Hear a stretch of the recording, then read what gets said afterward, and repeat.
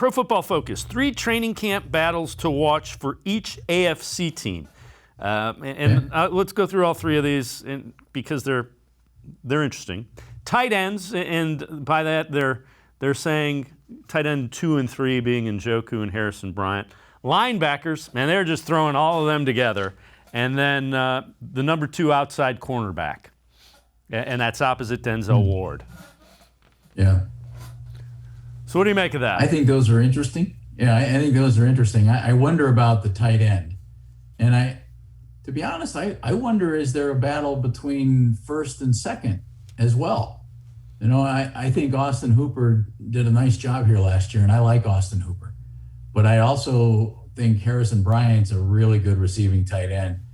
And though it's not completely popped, I think David Njoku is the most dynamic of the 3 tight ends that this team is looking at.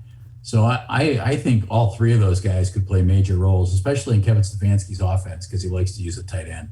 And I wonder, I would assume Hooper is the first teamer, but I don't know if you can differentiate between the second and third. And if one of those guys, if Bryant or Njoku pops a little bit, I would think he could rival Austin Hooper for playing time and targets. Yeah, I would agree. And the thing about Njoku, he's athletic enough. You can kind of move him out and try to create some mismatches with him. That would be really interesting.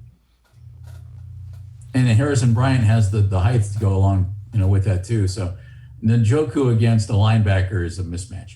And so that's kind of fun. I think it gives Kevin Stefanski a lot of options. Yeah, I would agree. The linebackers are interesting because nationally the thought is they don't have enough. I think locally we're starting to think they may not play 3 linebackers the majority of the time. They may be 2 or even 1. So when you look at that, Walker I think is a really good linebacker. I'm interested to see how much they ask of Jeremiah Owusu-Koramoah. Yeah, me too. And then the other guys they're fighting for a role in space. I wonder about Owusu-Koramoah as well, Dave. I think he's the key to the whole thing. If he comes in as a rookie and is really impactful, that changes the whole look of that linebacking core, I think, personally. And then I wonder, and we mentioned these guys earlier, Mac Wilson, Sione Takitaki, Jacob Phillips. Is one of those 3 ready to make a move and become a real force on this defense, a real factor? I don't think any of the 3 have been a real force or a real factor on this team so far. And that's okay. They're really young guys. They still have time to develop a little bit. But I think for this linebacking group to be really good, one of them has to. And if that happens, Walker's going to be solid inside. And if Owusu-Koramoah comes in as a rookie and plays well, you've got a really good linebacking core. What if one of those 3 doesn't take that next step? Then I think you have an issue, and because then you're counting on Owusu-Koramoah to come in and be really good. So that goes back to what we were talking about with some of these questions on the defense. I mean, they exist. And just because you bring in guys and you have talented football players doesn't mean that they become, star players or upper echelon NFL starters or anything like that. So those are some of the questions that need to be answered. And the corner spot's exactly right. Is Greg Newsome going to be really good? Boy, sure sounds like it. But we thought the same thing about Greedy Williams, and Greedy had an injury come up, and so we don't know how Greedy's going to continue to develop. We hope it's all good. We hope Newsome is all signed and sealed and there are no issues there. And we hope Denzel stays healthy. Again, 3 more questions there on the defensive side of the ball. So, man, I think there are questions everywhere on the defense, actually, except for John Johnson, who is going to be really good, Anthony Walker, who you figure is going to be nothing but really solid, and Myles Garrett.